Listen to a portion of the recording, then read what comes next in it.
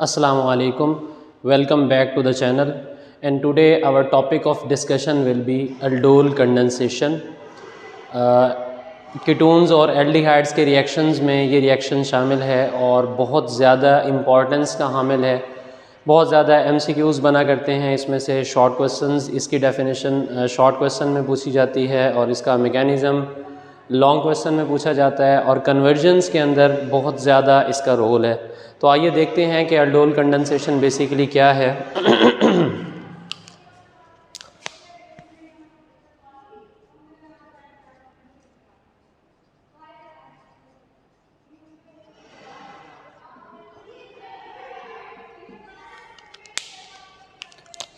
Aldol condensation is a type of condensation reaction between two aldehydes. दो aldehydes के दरमियान में ये कंडेंसेशन रिएक्शंस हो सकता है। आर कीटोन्स या दो कीटोन्स के दरमियान में भी ये हो सकता है, या एक एल्डिहाइड और एक कीटोन में भी ये रिएक्शन पॉसिबल है, हो सकता है। कंडीशन क्या है? पोसेसिंग अल्फ़ा हाइड्रोजन, जिनके पास अल्फ़ा हाइड्रोजन हो वो कंडेंसेशन रिएक्शन करते हैं in presence of a base.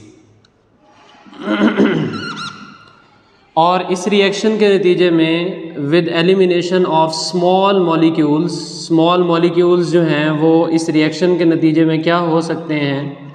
Eliminate हो सकते हैं, जैसा कि फॉर एग्ज़ाम्पल वाटर है और NH3 है। अब हम इसका मैकेनिज़्म यानी कंडीशन आपसे पूछी जा सकती है कि what is condition for aldol condensation. तो you can say that condition for aldol condensation is that condensating जो reacting aldehydes or ketones must possess alpha hydrogen। उनके पास अल्फ़ा हाइड्रोजन लाजमी तौर पर होनी चाहिए। अब अल्फ़ा हाइड्रोजन क्या चीज़ है? अगर आप गौर करें कार्बोनाइल कंपाउंड्स पे, तो कार्बोनाइल कंपाउंड्स में ये जो सबसे पहली कार्बन है, इस कार्बन को कहा जाता है अल्फ़ा कार्बन, और इसके ऊपर मौजूद हाइड्रोजन को कहा जाता है जी अल्फ़ा हाइड्रोजन। इसी तरह इससे नेक्स्ट जो कार्बन है इसे कहा जाता है जी बीटा कार्बन, और इसके ऊपर मौजूद हाइड्रोजन्स को क्या कहा जाएगा? Beta hydrogen. इससे नेक्स्ट जो कार्बन है उसे कहा जाता है जी गैमा कार्बन, और इसके ऊपर मौजूद हाइड्रोजन्स को क्या कहा जाएगा? गैमा हाइड्रोजन्स कहा जाएगा। तो अब कंडीशन ये है कि हमारी एल्डिहाइड और कीटोन के पास कम से कम ये वाला स्ट्रक्चर लाजमी तौर पर होना चाहिए। तो क्वेश्चन आ सकता है कि वाई जो आपके पास मेथनॉल है ये aldol कंडेंसेशन रिएक्शंस क्यों नहीं देता? तो उसकी वजह यह है कि इसके पास कोई अल्फ़ा हाइड्रोजन नहीं है,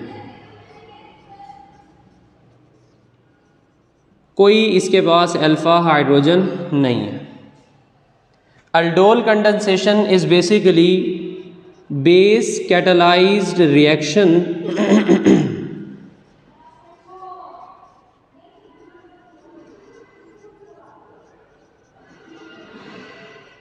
aldol कंडेंसेशन जो है ये बेसिकली कौन सा रिएक्शन है? बेस कैटालाइज्ड रिएक्शन है।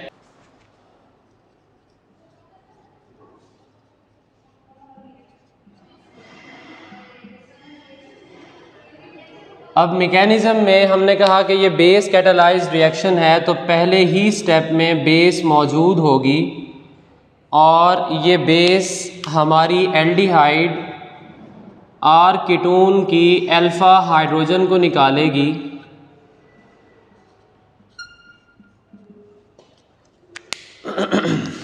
ये देखें जी।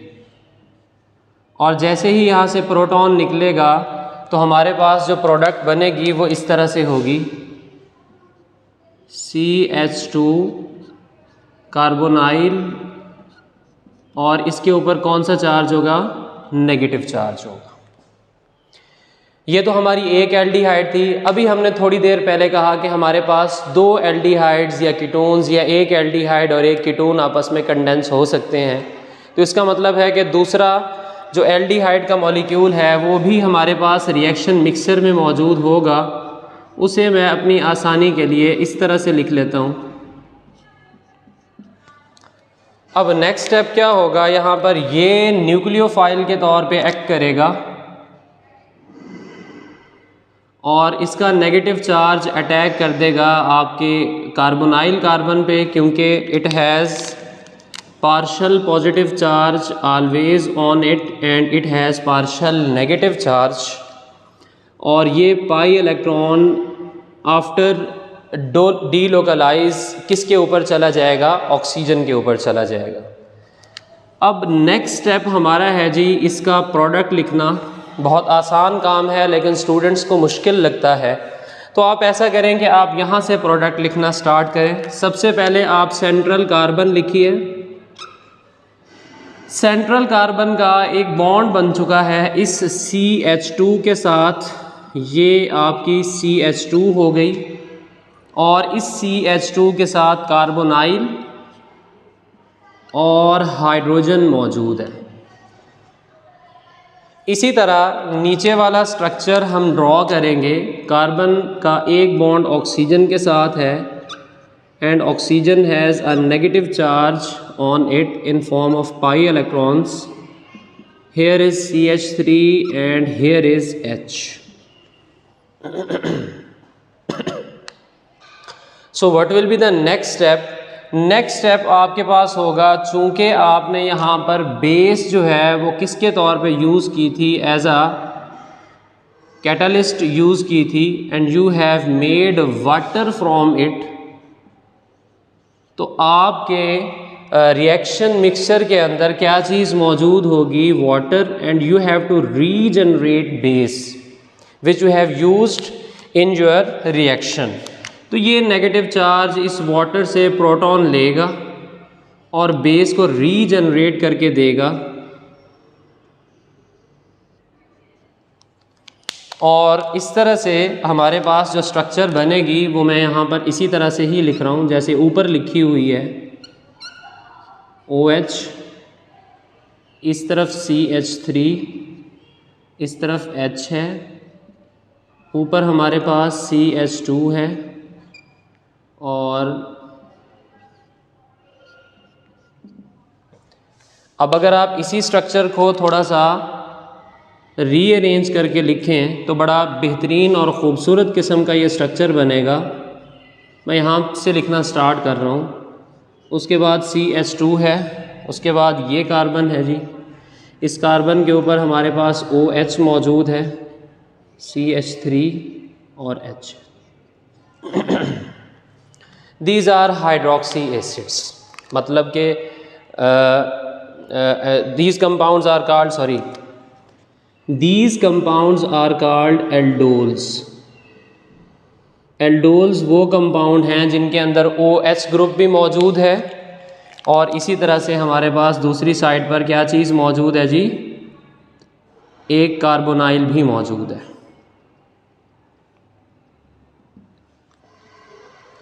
तो this was all about aldol condensation. Convergence के अंदर ये रिएक्शंस यूज़ हो सकते हैं। आप कीटोन्स के भी रिएक्शंस करवा सकते हैं। इसमें अगर आपकी किसी किस्म की क्यूरी हो तो आप कमेंट बॉक्स में पूछ सकते हैं। मिलते हैं नेक्स्ट लेक्चर में, तब तक के लिए अल्लाह हाफ़िज़।